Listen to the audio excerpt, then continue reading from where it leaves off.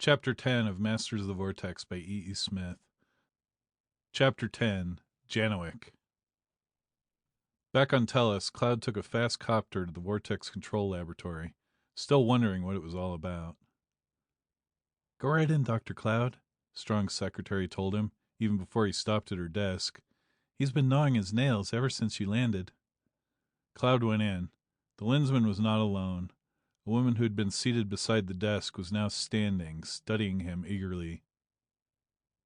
"Hi, Phil," the blaster said. "Why all the haste, and why so cryptic? I've been wondering if you found where I hid the body, and which body it was." "Hi, Storm. Nothing like that," Strong laughed. "Dr. Janowick, Dr. Cloud, or rather, Joan, this is Storm. You know all about him than anybody does."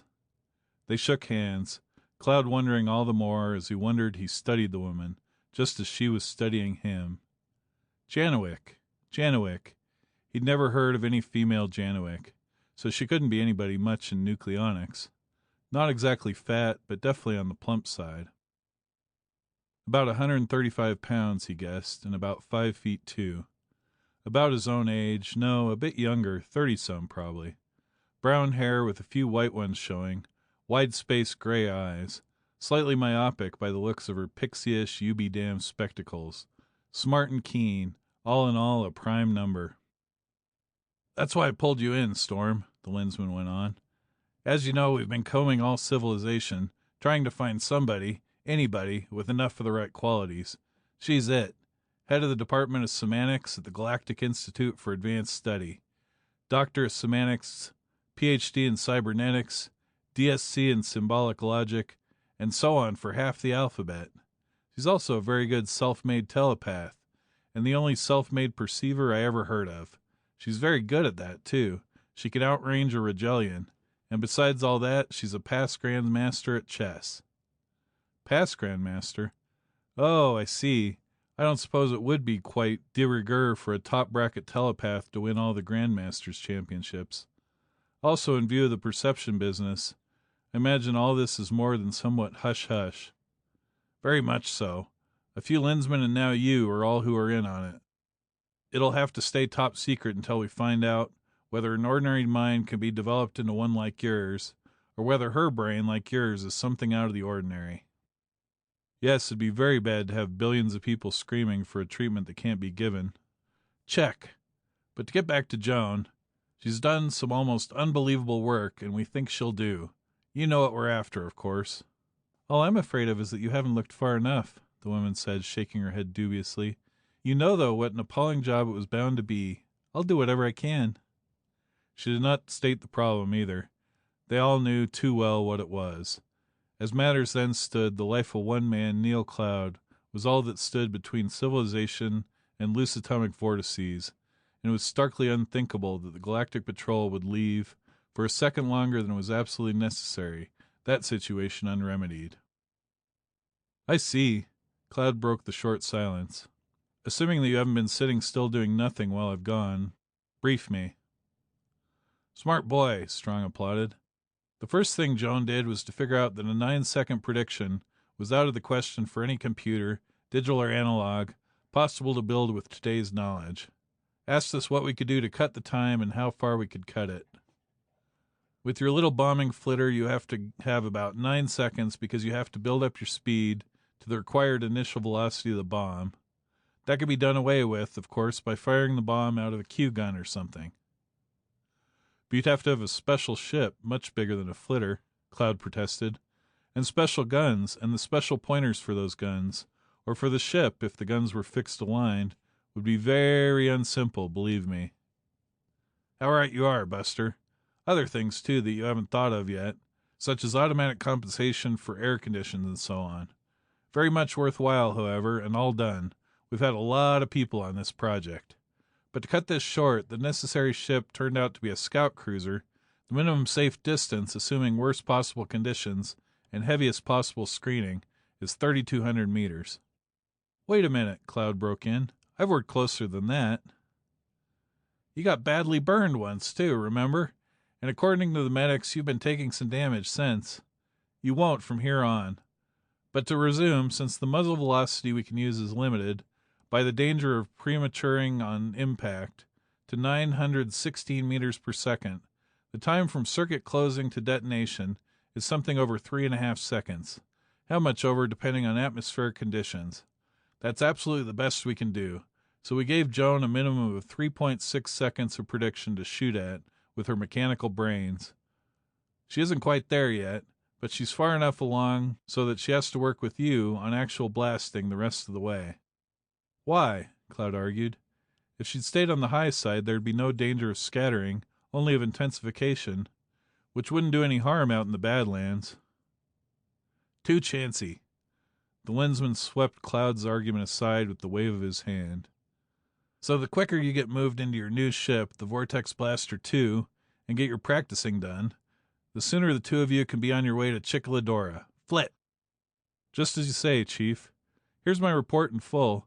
Some of the stuff will jar you to the teeth, particularly Fairchild and the fact that every blow-up that has ever happened has been deliberate, not accidental. Huh? Deliberate? Have you blown your stack completely, Storm? But the proof is too long and involved to go into offhand.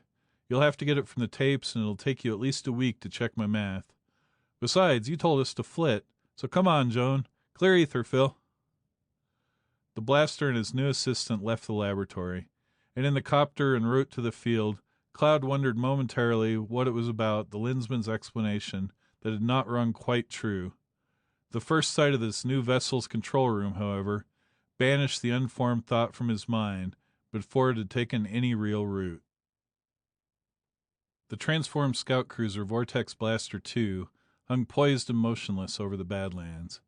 The optical systems and beam antennae and receptors of dozens of instruments, many of which were only months old, were focused sharply upon the loose atomic vortex a scant 2 miles distant.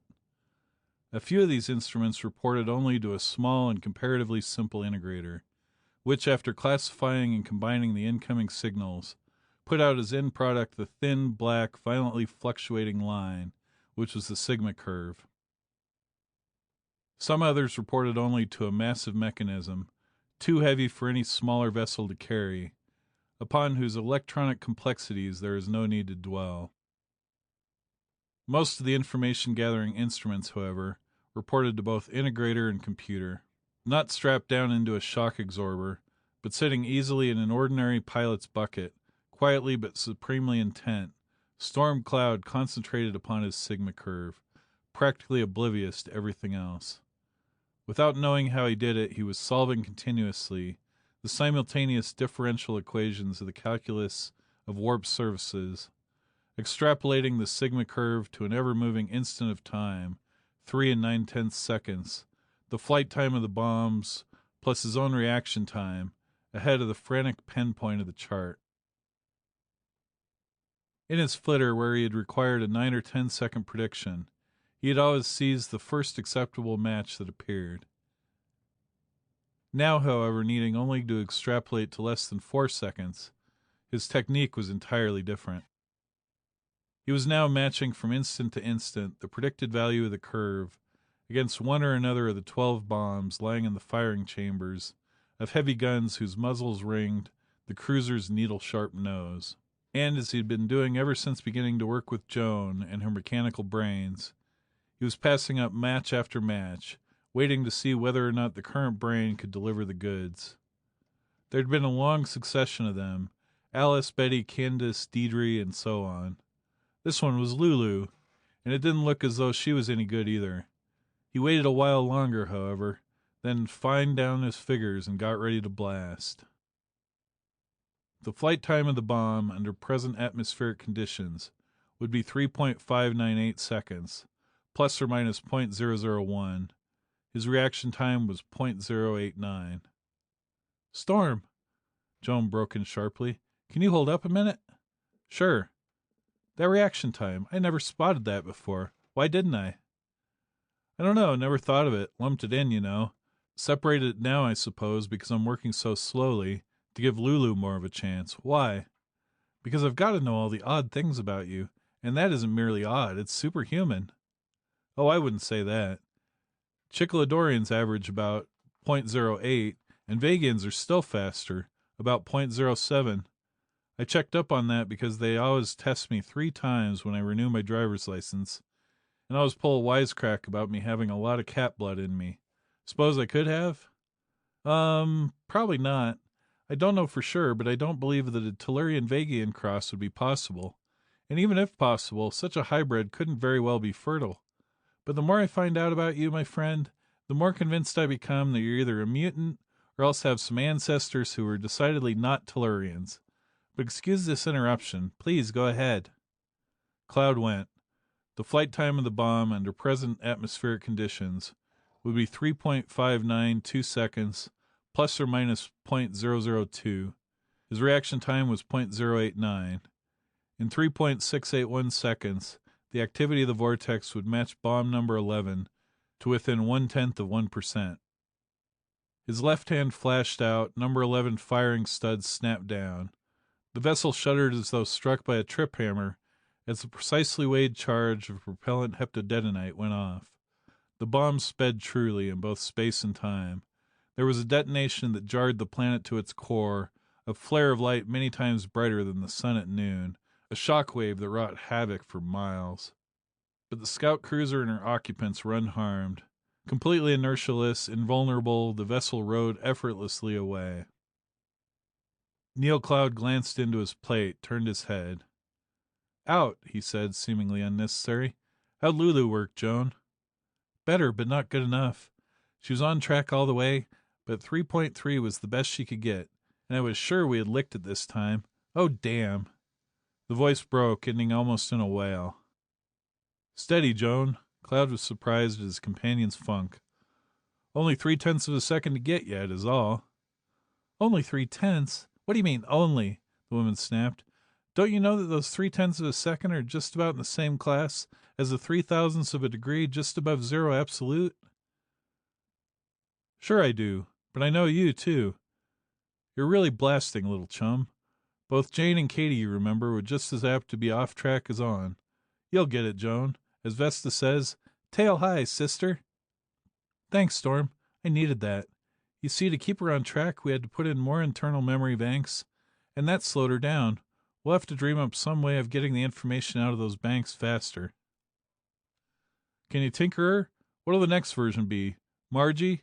Up en route, or do you want to keep this ship near Sol while we work on it? Phil tells me I've got a flit for Chicoladoria, and chop chop, like quick." "Oh, Flaskin and Melalamy have been crying in his beer too, as well as yours?" "I guess so, but that wasn't it. It's next on the list, and urgent. They've been screaming bloody murder for months.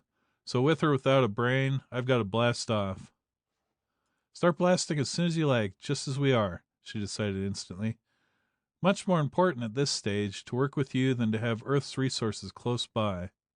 Besides, I think everything we're apt to need is already on board. Machine shop, electronics labs, materials, and experts. QX." He gave orders then. "As for me, I'm going to hit the sack. I'm just about pooped." "I don't wonder. That kind of stuff takes a lot of doing. Night, Storm." End of chapter 10.